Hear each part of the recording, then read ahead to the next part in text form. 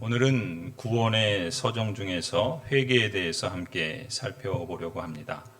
우리가 화면에 보시는 것처럼 구원의 복이 택하신 하나님의 언약 백성에게 어떻게 적용되는지 그 순서와 과정을 구원의 서정이라 그랬죠. 우리가 부르심에 대해서 그리고 거듭남에 대해서 그리고 이제 오늘은 믿음과 회개 가운데 먼저 회개를 함께 살펴보려고 합니다. 회개라는 단어의 뜻을 표준 국어 대사전에서 찾아보니까 두 가지 의미가 있습니다. 회개라고 하는 한자 그대로 잘못을 뉘우칠 회자에 고칠 개자 해서 잘못을 뉘우치고 고친다라는 것이 이 회개라는 단어의 문자적인 의미입니다. 그런데 우리 표준 국어 대사전에서는 기독교에서는 회개라는 단어를 이렇게 정의한다라고 표현하고 있습니다. 2번에 보시면 신앙생활로 들어가는 데 필요한 요건의 하나, 살아온 삶이 잘못되었음을 자각하여 죄인임을 반성하고 그로부터 벗어나려는 뜻을 세워 새로운 생활로 들어가는 일을 이른다. 회개를 이렇게 표현하고 있습니다. 영어에서 회개라는 말은 repent라 그래요. 다시 생각한다라는 라틴어에서 유래된 표현인데 한 번 더 생각하는 것, 다시 생각하는 것, 그것이 영어에서는 회개라는 단어입니다. 그럼 성경에서는 회개라는 단어를 어떤 의미로 사용하고 있는가? 성경에서는 우리 신약 성경의 단어에서는 헬라어죠. 메타노이아라고 하는 표현은 이렇게 정의합니다. 다시 생각함으로써 생각과 태도와 행동을 뉘우치고 그리고 행동을 바꾸는 것. 이것을 회개다라고 말씀합니다. 회개란 이런 것입니다. 다시 생각하는 거예요. 그 영어의 의미와 같은 맥락이죠. 다시 생각할 뿐만 아니라 그 생각 그리고 그러한 태도, 행동을 뉘우치는 겁니다. 이전 했던 그러한 행동, 그러한 태도, 그러한 생각까지도 뉘우치는 것이죠. 후회하는 거예요. 그리고 그 행동을 바꾸는 것을 회개다라고 말씀합니다. 이 성경이 가르치는 이 회개의 의미를 오늘 우리가 읽은 마태복음 예수님의 비유에서 이 마다들의 모습에서 아주 잘 보여주고 계세요. 마태복음 21장 28절부터 32절의 말씀을 보면은 다 읽지는 않겠습니다.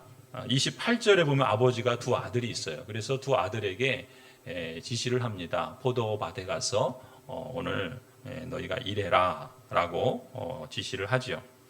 그때 맏아들은 뭐라고 대답합니까? 아버지한테 감히 싫습니다 라고 거절을 해요.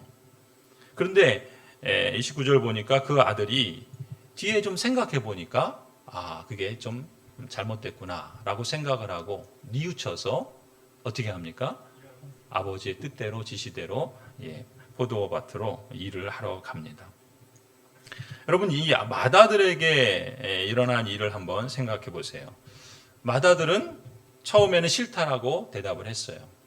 그런데 어찌 이 아버지에게 그토록 매정하게 어찌 보면 무례하게 싫습니다라고 거절할 수 있겠습니까? 그 당시에는 무슨 사정인지 모르겠지만 어쨌든 이 맏아들은 그렇게 밖으로 뛰쳐나갔습니다. 그래놓고 다시 생각해 보니까 자신이 한 말 그리고 아버지에게 보였던 태도 그걸 다시 생각해 보니까 잘못했다는 느낌이 들었겠죠. 여러분 회개에 있어서 이 첫 번째 그 가장 중요한 단계는 다시 생각하는 거예요. 이렇게 다시 생각하는 과정이 이 회개에 있어서 필요한 것입니다. 그런데 다시 생각하는 것으로 거기서 머문다면 진정한 회개라고 볼 수 없겠죠. 회개에는 반드시 뉘우치는 마음이 있어야 됩니다. 후회하는 마음이 포함되어야 해요. 뭘 후회하고 뭘 뉘우치겠습니까? 이전에 자기가 가졌던 생각, 그리고 그렇게 표현했던 태도, 더 나아가서 그것을 통해서 행동한 그 모습들을 뉘우치는 것이죠. 후회하는 것입니다. 그뿐만이 아니죠. 맏아들의 경우 29절에 보면은 어떻게 합니까? 그러나 그 뒤에 뉘우치고 일하러 갔다라고 말씀하고 있어요. 그러니까 뉘우치는 것이 두 번째 모습이라고 한다면 거기서도 그치면 안 돼요. 뉘우칠 뿐만 아니라 행동의 변화가 필요한 것이죠. 아버지의 말씀대로 포도원으로 일하러 갔던 이 마다들의 모습처럼 이 행동의 변화, 바로 이것이 회개에서 없어서는 안 될 요소라고 말할 수 있습니다. 여러분 생각해 보세요. 만일 마다들이 자신의 생각을 다시 한번 되짚어 보았어요. 그리고 잘못했구나 후회하고 뉘우치는 마음을 가졌습니다. 그리고 나서 자기가 원하는 대로 다른 일을 계속했다고 한번 생각해 보십시오. 그것이 과연 진정한 회개라고 할 수 있을까요? 그저 그것은 후회하는 것으로 그쳤을 뿐입니다. 이전에 거절했던 것을 뉘우치고 처음 그 아버지가 말씀하신 대로 행하는 것이 회개의 과정에서 중대한 부분입니다. 오늘 예수님께서 이 비유를 누구에게 말씀하시냐면 바리새인들에게 말씀하십니다. 이 비유에서 가겠다고 하고서 가지 않은 아들, 누구죠? 둘째 아들. 이 둘째 아들이 바로 이 유대교 지도자들, 이 바리새인들을 지칭하는 거예요. 반면에 처음에는 싫다고 했다가 그 후에 뉘우치고 간 사람들은 바로 이 바리새인들이 그토록 경멸하는 세리와 창녀들이었습니다. 죄인들을 가르치는 것이죠. 이해하고 순종하는 것이 물론 가장 바람직한 태도입니다. 처음부터 이해하고 순종하면 더 이상 바랄 게 없겠죠. 그런데 아니요라고 거절했지만 나중에라도 뉘우치고 그래서 돌이켜서 순종하는 사람도 하나님 나라에 들어갈 수 있다라고 예수님께서 말씀하시는 거예요. 하지만 말로는 예라고 해놓고는 전혀 뒤에서는 순종하지 않는 그런 사람은 약속을 어긴 거죠. 말만 앞세우는 위선자입니다. 그래서 바리새인들을 두고서 그렇게 예수님께서 호되게 말씀하셨던 것이죠. 사실 회개에 대한 말씀은 세례 요한이 선포한 말씀입니다. 특히 세례 요한은 회개에 합당한 열매를 맺으라 라고 외쳤어요. 그 선포를 들었던 유대교 지도자들은 정작 그에 합당한 모습을 보이지 않았죠. 반면에 예수님께서도 회개하라, 천국이 가까이 왔다라고 선포했을 때 그 선포를 듣고 자기 죄를 뉘우치고 회개했던 이 세리와 창녀들이 오히려 먼저 하나님 나라에 들어간다라고 선언하신 것을 우리가 주목할 필요가 있습니다. 회개란 것은 다시 생각하고 그리고 후회하는 마음, 뉘우치는 마음을 갖고 그리고 그 마음과 그 말과 그 행실과 태도를 바꾸는 것을 성경에서는 회개라 이렇게 말씀합니다. 그럼 두 번째로 여러분 누가 회개를 할 수 있을까요?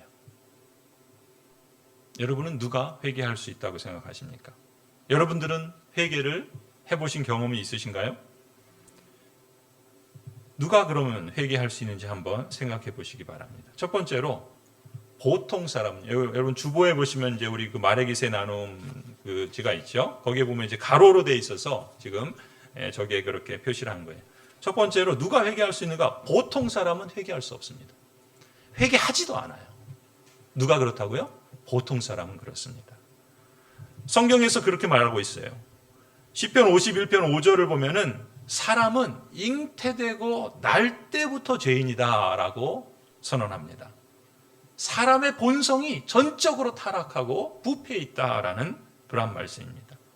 시편 51편 5절에 실로 나는 죄 중에 태어났고 어머니의 태 속에 있을 때부터 죄인이었습니다. 다윗이 이렇게 고백을 할 정도입니다. 더 나아가서 사람은 날 때부터 죄인이었을 뿐만 아니라 날 때부터 진노 아래에 있었습니다. 에베소 2장 3절에 보면 우리도 모두 전에는 그들 가운데에서 육신의 정욕대로 살고 육신과 마음이 원하는 대로 행했으며 나머지 사람들과 마찬가지로 날 때부터 진노의 자식이었습니다. 진노 아래에 있는 사람의 상태는 그야말로 비참함입니다. 그래서 에베소 2장 1절에 보면은 사람은 허물과 죄로 죽어 있다라고 말씀합니다. 달리 표현하면 영적인 생명에 대해서는 아무것도 할 수 없다는 거예요. 무능하다는 것입니다. 허물과 죄로 죽어 있는 거예요. 그 말 그대로. 에베소 4장 18절도 보시면 그들은 자기들 속에 있는 무지와 자기들의 마음의 완고함 때문에 지각이 어두워지고 하나님의 생명에서 떠나 있다. 그들이 누굽니까? 보통 사람을 말하는 거예요. 보통 사람은 그렇다는 것입니다. 고린도전서 2장 14절도 말씀합니다. 자연에 속한 사람은 하나님의 영에 속한 일들을 받아들이지 아니합니다. 그런 사람들에게는 이런 일들이 어리석은 일이며 그는 이런 일들을 이해할 수 없습니다. 이런 일들은 영적으로야 분별되기 때문입니다. 보통 사람을 뭐라고 표현합니까? 자연에 속한 사람. 이 세상 모든 사람을 두고 하는 말입니다. 보통 사람은 하나님의 영에 속한 일들에 관심이 없어요. 받아들이지 않습니다. 왜냐하면 그 일은 어리석게 보이기 때문에 그래요. 그리고 이해할 수조차 없습니다. 왜 그렇습니까? 영적으로만 분별되기 때문에 그렇습니다. 요한복음 5장 40절에도 말씀합니다. 너희는 생명을 얻으러 나에게 오려고 하지 않는다. 보통 사람은, 자연에 속한 사람은, 죄인은 생명을 얻으러 그리스도에게 오려고 하지 않습니다. 이러한 성경의 표현들을 통해서 보통 사람에 대해서 여러 가지 표현을 말하고 있죠. 자연에 속한 사람이다. 허물과 죄로 죽은 사람이다. 진노의 자식이다. 죄인이다. 라고 말해요. 이러한 보통 사람에게는 영적인 일이, 영적인 생명이 어리석은 일이고 이해할 수 없습니다. 결론적으로 뭡니까? 보통 사람은 회개할 수 없어요. 회개하지도 않습니다. 그렇다면 그럼에도 불구하고 회개하는 사람이 있단 말이에요. 여러분도 아까 아멘이라고 대답하지 않았습니까? 보통 사람인데, 자연에 속한 사람인데, 진노의 자식이고 죄인인데 나면서부터 죄인이고 허물과 죄로 죽은 존재인데 그런 보통 사람이 회개를 했다고 한다면 무슨 말이에요? 이미 그는 보통 사람이 아닌 거라는 거예요. 특별한 사람이라는 것입니다. 여러분 요한복음 6장 44절 보세요.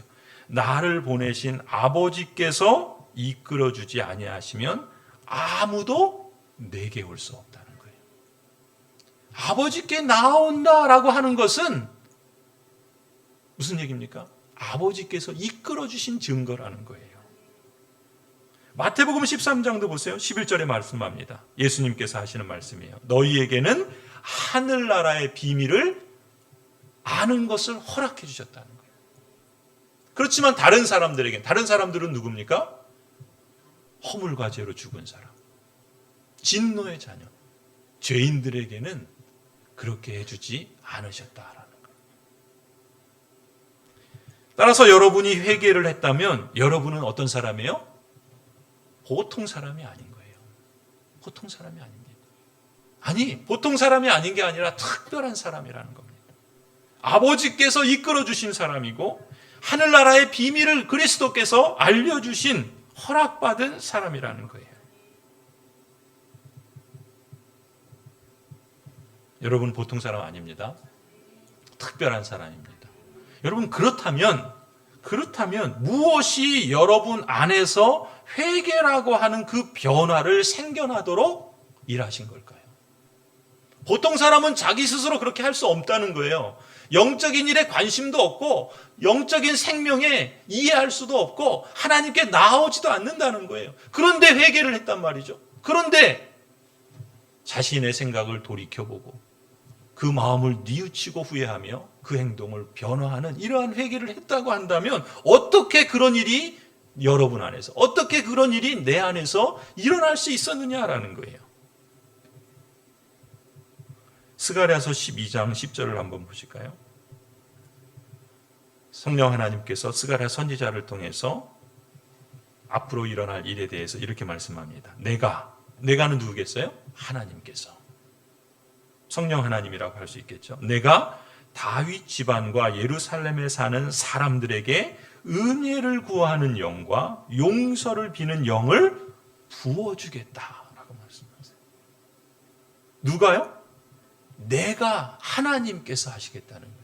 하나님께서 장차 은혜를 구하는 영, 그리고 용서를 비는 영을 사람들에게 부어주겠다라고 말씀하시는 거예요. 그러면 그들은 나 곧 그들이 찔러 죽인 그를 바라보고서 외아들을 잃고 슬피 울듯이 슬피 울며 맏아들을 잃고 슬퍼하듯이 슬퍼할 것이다 라고 말씀하세요.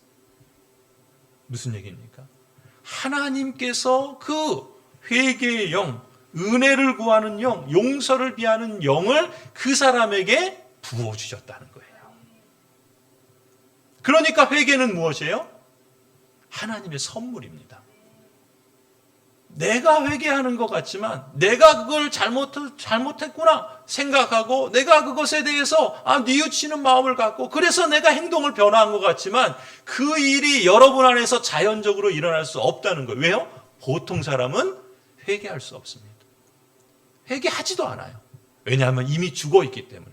영적인 것에 무관하고 관심이 없고 이해할 수도 없고 그것에 구하러 나오지도 않기 때문에. 그런데 그런 일이 내 안에서 벌어졌다면, 그런 일이 내 안에서 일어났다고 한다면 지금 이스가랴 말씀을 통해서 하신 것처럼 하나님의 성령께서 여러분에게 그 회개하는 영, 용서를 구하는 영, 은혜를 구하는 영을 부어주셨기 때문이라는 거예요. 그러니 회개는 뭐예요? 하나님의 선물입니다. 회개가 하나님의 선물이에요. 어떤 선물입니까? 사람이 뉘우치는 마음을 갖도록 그리고 그 행동의 변화에 이르도록 이끄시는 하나님의 선물이 바로 회개입니다.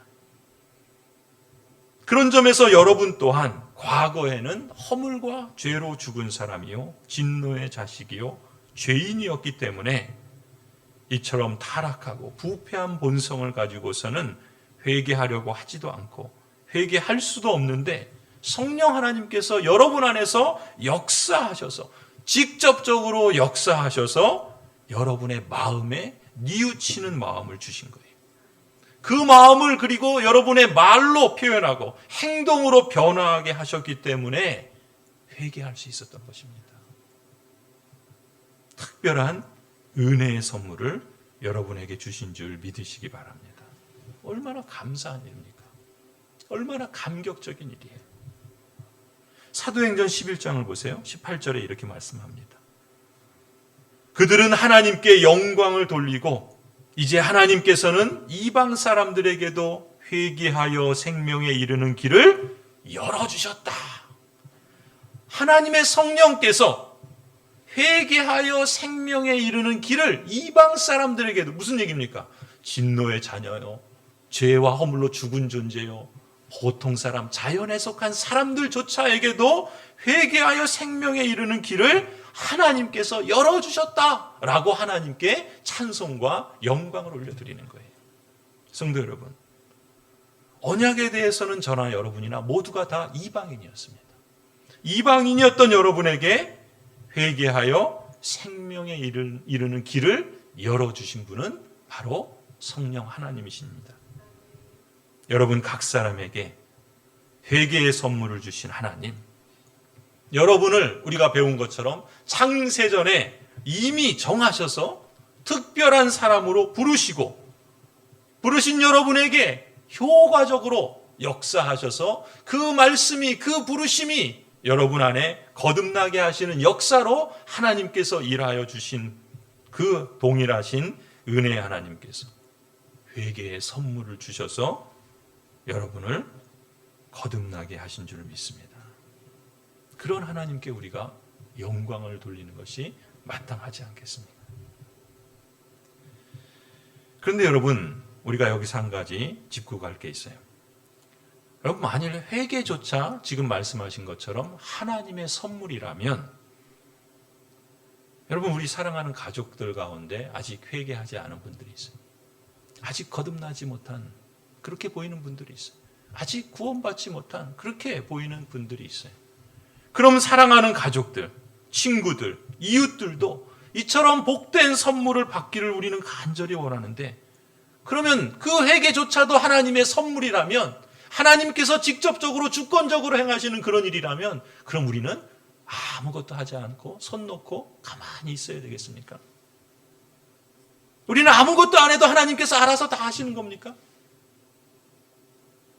여러분, 디모데후서 2장 25절을 보세요. 사도 바울은 디모데에게 이렇게 말씀합니다. 반대하는 사람들을 온화하게 바로잡아 주어야 합니다. 그렇게 하면 아마도 하나님께서 그 반대하는 사람들을 회개시키셔서 진리를 깨닫게 하실 것입니다. 여러분 잘 보세요. 반대하는 사람들을 온화하게 바로잡아 주라. 그렇게 하면 아마도 하나님께서 그 반대하는 사람들을 회개시키셔서 진리를 깨닫게 하실 것이다 라고 말씀해요.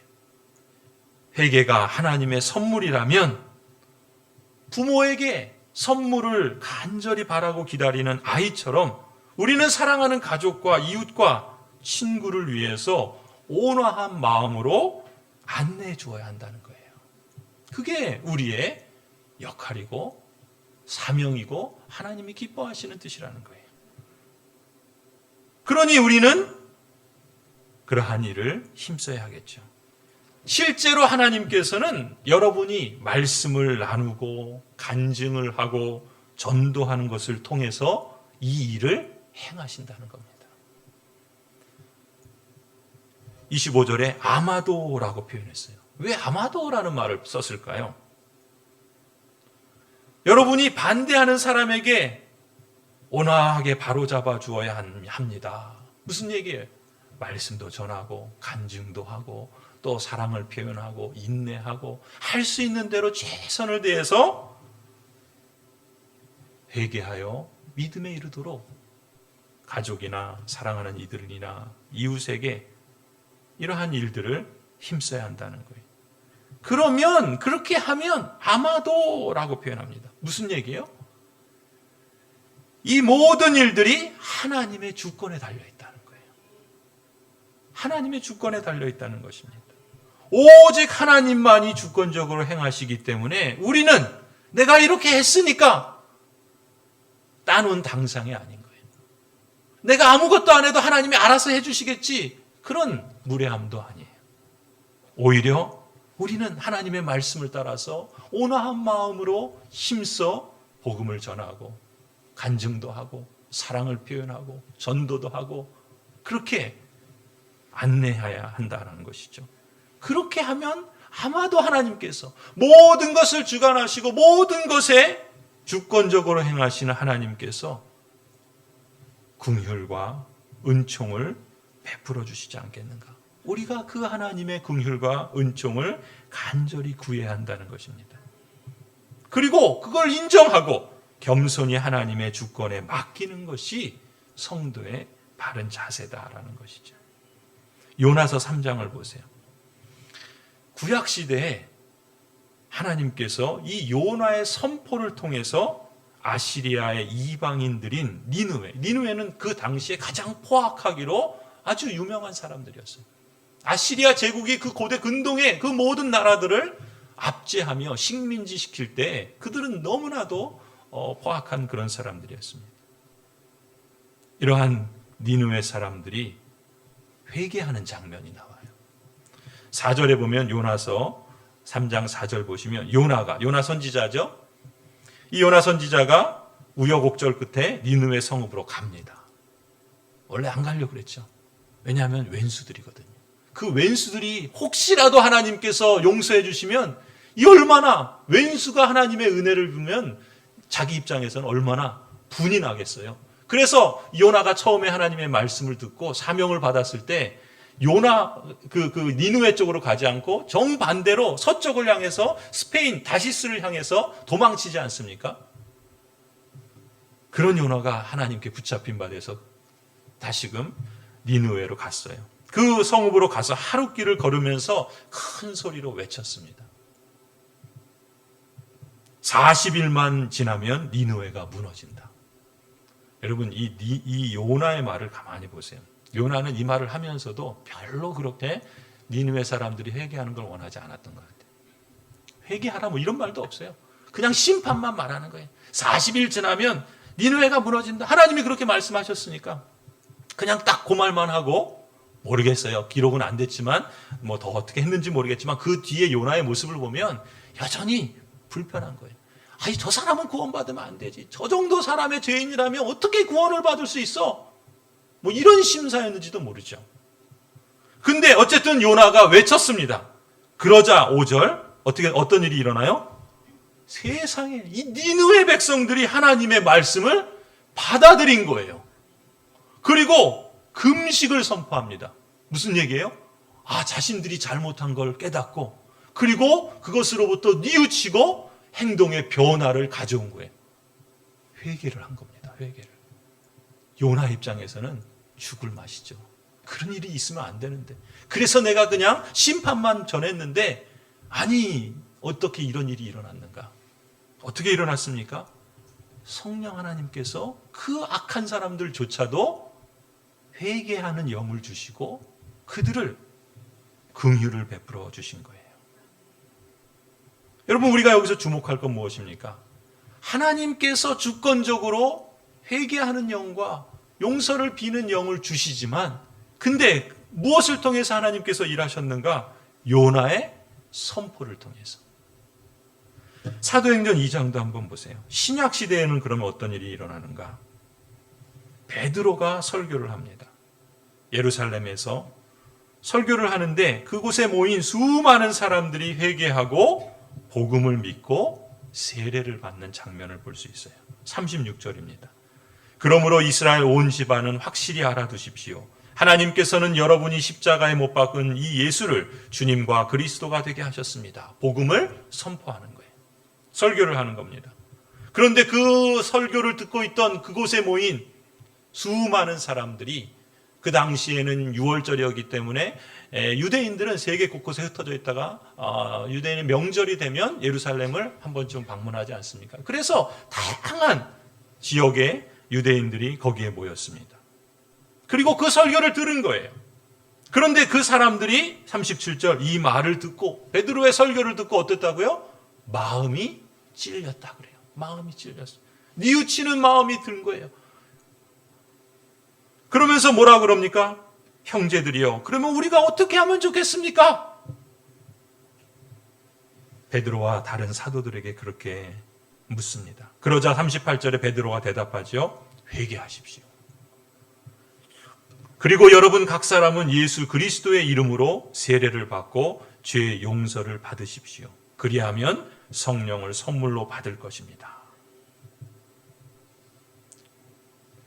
이 약속은 여러분과 여러분의 자녀와 또 멀리 떨어져 있는 모든 사람, 곧 우리 주 하나님께서 부르시는 모든 사람에게 주신 것입니다. 베드로의 선포를 통해서 그 말씀을 들은 사람들이 그 마음의 뉘우침을 받고 그 행동의 변화를 가져오게 됩니다. 그리고 세례를 받게 되지요. 이러한 역사는 하나님께서 이들에게만 주신 것이 아니라 멀리 떨어져 있는 사람들에게도, 곧 여러분에게도, 우리들에게도, 주 하나님께서 부르시는 그러한 모든 사람에게도 주신 것이다 라고 말씀하세요. 그래서 41절을 보면은 그의 말을 받아들인 사람들, 받아들인다는 거면 믿음은 뭐예요? 받아들이는 거예요. 받아들이는 거예요. 믿습니다라고 하는 것은 받아들입니다라는 말이에요. 그 말씀을 듣고 마음의 찔림을 받고, 그리고 그것을 뉘우치며 그 행동의 변화로 그 복음을 받아들인 거예요. 이제 우리가 다음 주에는 받아들임, 믿음에 대해서 하겠지만 이 회개와 믿음은 같이 가게 되어 있습니다. 그래서 이들이 어떻게 합니까? 행동의 변화로 세례를 받는 거예요. 세례를 받아서 이렇게 된 것이 아니라 그 회개를 통하여 그들의 믿음의 구체적인 표현으로서 세례를 받은 것이죠. 성령께서 그 마음에 이러한 회개의 영을 주시고 받아들이는 마음을 주시고 그리고 세례를 통하여 그것을 확증해 주신 것입니다. 성도 여러분, 우리가 선명하게 기억해야 할 점은 이것입니다. 회개하여 생명에 이르는 길을 열어주시는 분은 누구십니까? 하나님이세요. 하나님이십니다. 성령 하나님이세요. 그리고 은혜로우신 하나님께서는 저와 같이 말씀 사역자의 설교를 통해서도 일하시지만 여러분 한 사람 한 사람이 가족이나 이웃에게 말씀을 나누거나 간증을 하거나 전도하는 것을 통해서 이 일을 행하기를 기뻐하신다는 거예요. 그것이 하나님의 일하시는 방식입니다. 고린도전서 1장 21절을 보세요. 하나님의 지혜에 있어서는 이 세상이 자기 지혜로 하나님을 알지 못하므로 자연적인 사람은 하나님을 알 수 없습니다. 회개할 수 없어요. 그런데 하나님께서 어떻게 그러면 행하시는가? 하나님께서 전도에 미련한 것으로 믿는 자들을 구원하시기를 기뻐하셨다라고 말씀하세요. 여러분, 왜 전도를 미련한 것이라고 표현했을까요? 여러분이 하는 말, 여러분이 하는 간증, 여러분 그 전도 자체가 사람을 살리는 무슨 능력이 있는 게 아니에요. 그렇지 않습니까? 여러분 그렇잖아요. 영적으로 죽어있는 사람들에게 여러분이 하는 말은, 여러분이 하는 전도는, 여러분이 하는 그 간증은 합리적이지 않습니다. 미련하게만 들려요. 어리석게 다가올 뿐입니다. 그래서 전도를 미련하다라고 표현하는 거예요.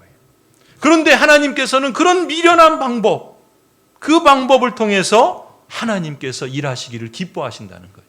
왜 하나님께서 그러한 우리의 그 전도가, 우리의 그 간증이, 우리의 그 복음을 증거하는 이 모든 것들이 아무런 능력이 없고 그 자체로서 사람을 살릴 수 없음에도 불구하고 하나님께서 왜 우리의 이 전도를 통해서 일하시는 것을 기뻐하시는가?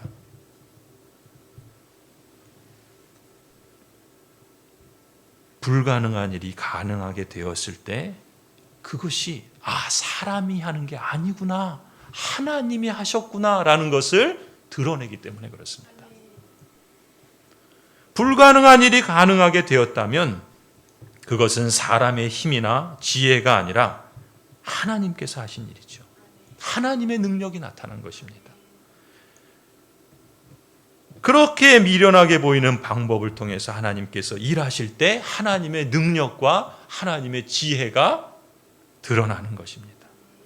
여러분, 상상하지도 못한 그런 일을 가능케 하시는 분이 하나님이시라는 거예요. 내가 몇 명을 전도했어. 그래서 몇 명을 구원받게 했어. 그래서 냉장고 주고 TV 주고 뭐 그럴 수 있어요. 그걸 이렇게 격려하고 또 그것을 더 분발하도록 하기 위해서. 그러나 내가 한 그것이 그 사람을 살리거나 그 사람에게 어떤 살리는 능력이 있는가? 그렇지 않습니다. 그렇게 교만하면 자신이 왕이 돼버려요. 자신이 오히려 망하는 길을 가는 겁니다. 나에게는 아무런 능력도 없고 내가 하는 그 모든 행위가 어찌 보면 그저 이미 죽어있는, 여러분 생각해 보세요. 죽어있는 시신이 앞에 있는데 그 사람에게 내가 복음을 백날 전한다고 죽은 사람이 살아나겠습니까? 그 사람에게 사랑을 아무리 내가 쏟아붓는다고 그 사람이 그것을 느끼기나 하겠습니까? 있을 수 없는 일이에요. 불가능한 일인 거예요. 그런데 하나님께서 어떻게 그 사람을 살리시는가? 그 사람이 만일 살아났다면 내가 거기에 사랑을 쏟고 내가 그 전도를 하고 내가 그에게 무엇을 했기 때문에 일어난 것입니까? 아니죠. 불가능한 일이 일어난 것은 하나님이 하셨다는 거예요. 왜 하나님이 그런 방식을 통해서 일하시는가? 하나님의 능력과 하나님의 지혜와 하나님의 그 놀라우신 역사들을 우리로 더 분명하게 알도록 하기 위해서입니다. 그러면 그렇게 행한 사람은 아무런 의미도 아무런 가치도 없으니까 그럼 나는 이제 전도도 안 해도 되겠네. 그럼 나는 이제 다 필요 없네. 이렇게 가는 것이 합당한 성도의 자세겠습니까? 생각해 보세요. 이런 미련한 방법을 통해서 하나님께서 일하셨다고 한다면 아무런 능력이 없는 사람의 이 전도, 이 간증, 이 말씀 선포를 통해서 사람이 회개하고 살아나는 일이 일어나서 하나님의 지혜가 드러났다고 한다면 하나님께서 그 죽은 사람을 살려셨을 뿐만 아니라 그 살리는 그 하나님의 그 무한하신 능력의 현장에 나를 동역자로 삼아주셨다는 것이 얼마나 영광스러운 일이겠습니까? 그게 하나님의 지혜예요. 지혜가 바로 그것입니다. 그래서 하나님께서는 여러분을 더욱 존귀하고 아름답게 하나님의 영광을 드러내는 자로 사용하시는 거예요. 그렇게 역사하시기를 기뻐하신다는 것입니다. 여러분, 우리가 가족에게 또 이웃에게 또 우리 지역 주민들에게 내가 어떤 방식으로 표현하는 그러한 사랑의 행위든 전도의 말이든 어떤 구체적인 도움의 손길이든 사실 그런 것 자체가 어떻게 역사할지는 우리는 알지 못해요. 우리는 다만 어떤 마음입니까? 온화한 마음으로 우리에게 맡겨주신 것을 그렇지 않은 사람들에게 바르게 안내하려고 힘쓰는 거예요. 그것이 하나님이 기뻐하시는 뜻이고 하나님의 명령입니다. 그러면 아마도 하나님께서 무슨 얘기예요? 하나님의 주권과 하나님의 그 긍휼하심이 혹이라도 그분에게 그러한 역사를 일으키실 수 있지 않는가. 그것을 우리가 알게 되었을 때 여러분 얼마나 기쁩니까? 얼마나 감사합니까? 하나님께서 그렇게 일하시는 것을 기뻐하신다는 것이죠. 그래서 하나님의 영광은, 하나님의 지혜는 더욱더 드러날 뿐만 아니라 그 하나님의 일하심의 그 역사의 현장에 내가 동역자로 함께 살아가고 있다는 것이 나를 특별한 사람으로 회개하는 영을 주셔서 나를 거듭나게 하시고 나를 부르신 그 하나님의 그 놀라우신 역사는 거기서 그치지 않고 나를 통하여 이제 살리는 그 역사의 증인이요 동역자로 삼아주신다는 것이 얼마나 더 크고 영광스러운 그러한 기쁨이겠습니까? 거기에 하나님의 지혜가 있는 거예요. 그러니까 하나님의 지혜는 우리가 도저히 이렇게 가늠할 수 없을 정도로 무한하시고 또 신비로우신 것이죠. 이처럼 놀라우신 하나님의 지혜와 은혜로우신 하나님의 은총에 다시 한번 하나님께 영광과 감사를 올려드리십시다.